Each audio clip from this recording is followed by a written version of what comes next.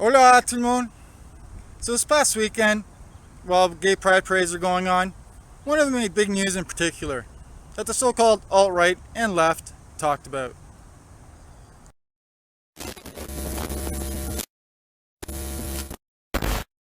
Over the weekend, cities across North America held their annual gay pride parades. Gay pride parades are usually really fun events. They're loud, they're jubilant, they're colorful. They're really living celebrations of the vast freedoms that we enjoy here in the West. And with all of the advances made recently towards equality, gay men and women in North America have a lot to be happy about. But unfortunately, something else has emerged at these events. Something has reared its ugly head. Zionism? They're being taken over by far-left tribalism and identity politics. As opposed to the far right. So sad. Organizers of the Dyke March in Chicago decided to expel 3 Jewish women from Chicago Pride because they were carrying rainbow flags with the Star of David. Which is not identity politics or tribalism at all. The Dyke March organizers said this: "Yesterday during the rally, we saw 3 individuals carrying Israeli flags superimposed onto rainbow flags. Some folks say they are Jewish pride flags, but as a collective, we are very much pro-Palestine. And when we see these flags, we know a lot of folks who are under attack by Israel see the visuals of the flag as a threat.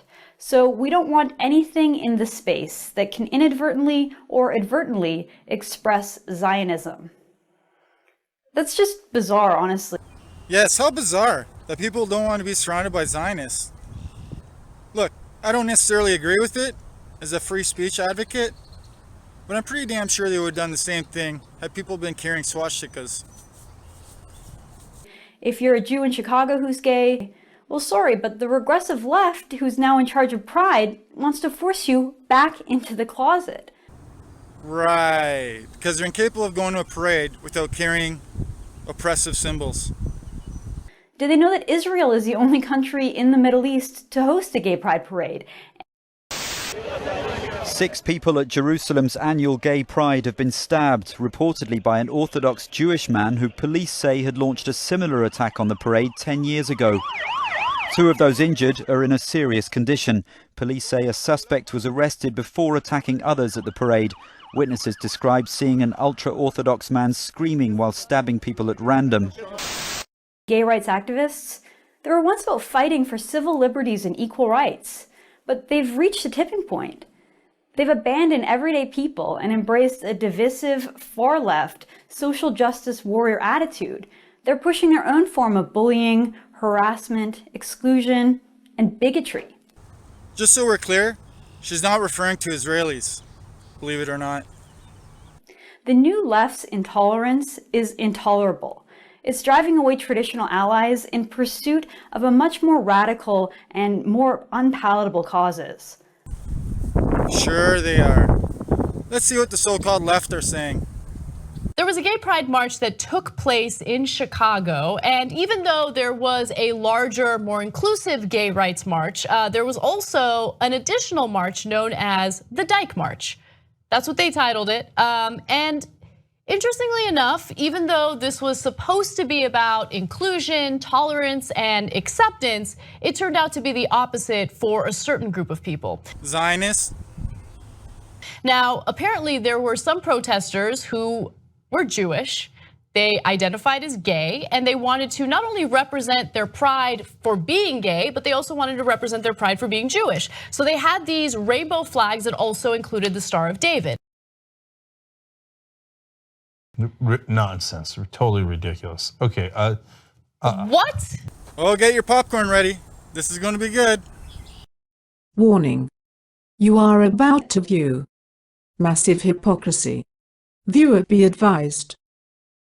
He was greeted by a small group of protesters that were carrying Confederate flags. Basically waving racism right in his face. Okay, let me continue. The Dyke March is described by organizers as being a more inclusive, more social justice-oriented march than the city's main Pride parade. No, but it's not. It actually ended up being the exact opposite.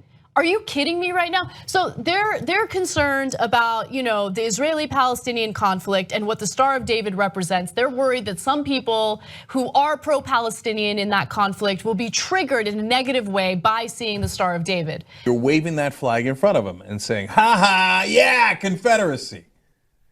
At the very least, even if I'm being incredibly generous to you, which I think I am, right?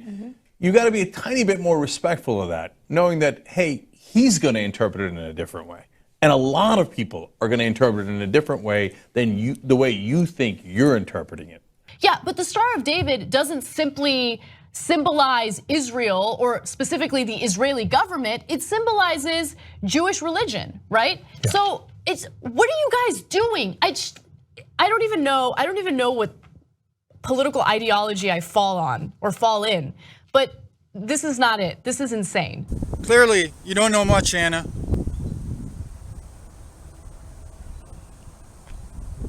As the Star of David was never uniquely Jewish. It was a symbol Zionists chose and made famous to represent them. Of course, Anna's 1,000% right, and that should be a conversation ender, that the Star of David is also about being Jewish and not being Israeli. There's no evidence that any of these people are Israeli or even support Israel. If you don't want to come across like such a dumbass Sank, maybe you should listen to your own advice once in a while. Know your facts, know your history, just research it. All you got to do is look it up, okay? And by the way, exactly, there might be people who decided to fly that flag and they are Israeli, but that doesn't even necessarily mean that they're in agreement with what Israel's government is doing with the occupation. Yeah. And they started hanging the Confederate flag, or what they thought was the Confederate flag, around. You think it wasn't racial? No, they brought it back specifically to be racial, to discriminate, for the idea of legal discrimination. There's 3 layers of this, and none of it is right. They could just be Jewish, and they could be against the occupation, and you kicked them out for no reason at all, right? Because they put it up on purpose about 50 years ago when they were integrating the South, and they didn't want to be integrated. And they thought black people were inferior to them, and they didn't want to mix with black people. That's why they hung up the flag in the first place. And number 2 is they could be for Israel, and there's nothing wrong with that. You could be for Israel. In fact, the Confederate flag we know became a lot more popular in the 1940s, 50s, and 60s when the federal government was trying to make sure that we integrated the whole country, including the South, okay, black people and white people. Well, in the South, they were for segregation. They didn't like that. So they fought back by bringing back this flag, and they used it as a sign of, I don't want to mix with black people. Was it racial? Of course it was racial. Now you say, well, I mean, there's something wrong because Israel's in favor of the occupation. But then another protester made a great point about that. Ruthie Steiner, I say protest, I mean marcher. She wanted to be a marcher. She's also in the same community. And she said, is every nation which does not have a clean civil rights record and also hosts a pride parade now guilty of pinkwashing? So pinkwashing is what they accuse Israel of. You're good on LGBT issues, but you're, in their opinion, terrible against the Palestinians. It's not just the Palestinians they're terrible towards, by the way. So you're pinkwashing your crimes against the Palestinians by being decent to gay people. But then you could use that argument, Ruthie's right, you could use that argument against any country, including America. That's right. Right? We have other issues with civil rights in this country, certainly. So by being decent to LGBT people, are we pinkwashing our crimes in Ferguson and elsewhere? It's a preposterous argument. You heard right. Senk is trying to compare America's current civil rights issues to Israel's, an apartheid state. If you don't know what's wrong with that, my God, are you uninformed? So they're wrong in almost every imaginable way. It's kind of amazing because I feel like some people on the far left are like, they're just in the business of making enemies out of allies, right? Mm-hmm. Like they're offended by everything triggers them, they need a safe space. Really, you need a safe space from the Star of David? And flying the Confederate flag says something. It's a form of intimidation. Yeah, that's the other thing that just drove me crazy. I can't take it anymore. I really can't. Like, please grow a set of balls. Yeah, look, I want the flag down. I'm very happy about that. And like, if you're genuinely concerned with being inclusive, you don't practice what you preach by excluding people because you feel unsafe by a flag. Are you? So in 1963, Alabama put the Confederate flag up there to say, we don't want to be with black people. You think it isn't about race? No, you just don't know the facts. If that's what you think, you're absolutely positively wrong. By the flag that has the Star of David on it, which is, like, in my opinion, one of the least offensive things imaginable. The other side says, oh no, it was bravery. They fought hard, the Confederates did. Yeah, they did. They fought hard for the right to enslave, kill, rape black people in this country. Hey, don't sugarcoat it. That's exactly what it was. They fought for slavery, and in slavery, they kidnapped, they raped, they murdered, they lynched, okay? Don't sugarcoat it. You know that's 100% true, okay? Although some conservatives today say, no, we gave them free housing. What are they complaining about? They actually say that. And look, you don't need a safe space, even if it were a flag, which it's not. It was not an Israeli flag. I don't care. It could have been 1,000 Israeli flags. You don't need a safe space from a flag. You just don't. Okay, oh, you're trying to integrate us? You're trying to get rid of our Jim Crow laws? No. Fly the flag. That's what that flag was. Definitively stood for racism. That's exactly what it stood for. That's why they hung it up 54 years ago, and I love that they took it down. You could be 1,000% against the occupation. It doesn't mean that flag is going to attack you, right? Okay? So of course it was about race. That's exactly what the Confederate flag is about. It's not about anything else. The whole idea of states' rights is absurd. And come on, you've got to get the irony. And so it's a great day when we take the sign of the terrorists and the traitors down, okay? And that's exactly what happened. Of a gay pride event discriminating against Jews.